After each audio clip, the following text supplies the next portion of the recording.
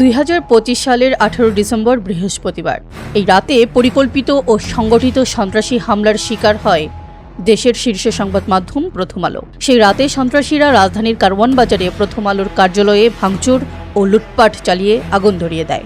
প্রথম আলোর কার্যালয় যখন দাউ দাউ করে জ্বলছিল, ভবনটির সামনে তখন উল্লাস করছিল হামলাকারীরা। রাত 12:15 থেকে 1:30 পর্যন্ত চলে এই তাণ্ডব। ছবিতে হামলাকারীদের চেহারা স্পষ্ট। আইন শৃঙ্খলা রক্ষাকারী বাহিনী তাদের পরিচয় খুঁজে বের করার চেষ্টা করছে। ছবিগুলো তুলেছেন প্রথম আলোর আলোকচিত্রীরা, যা আপনাদের মাঝে এখন উপস্থাপন করছি।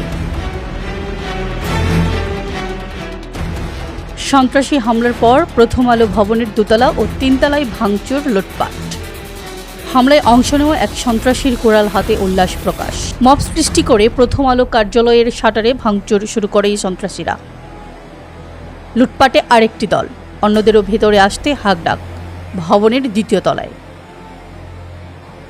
ভবন থেকে মূল্যবান ফাইল, কাগজ, আসবাব, ইলেকট্রনিক যন্ত্রপাতি, সিসিটিভি ক্যামেরা জড়ো করে তাতে আগুন দেয় সন্ত্রাসীরা। দফায় দফায় চলে লুটপাট, ভাঙচুর। ভাঙচুরে যোগ দেওয়া একটি দল। মূল্যবান ফাইল আগুনে ছুড়ে মারছে সন্ত্রাসীরা। জ্বলছে ফাইলপত্র ও আসবাব। ভবনের দোতলায় ভাঙচুর, লুটপাট, নিচে জটলা করে উল্লাস।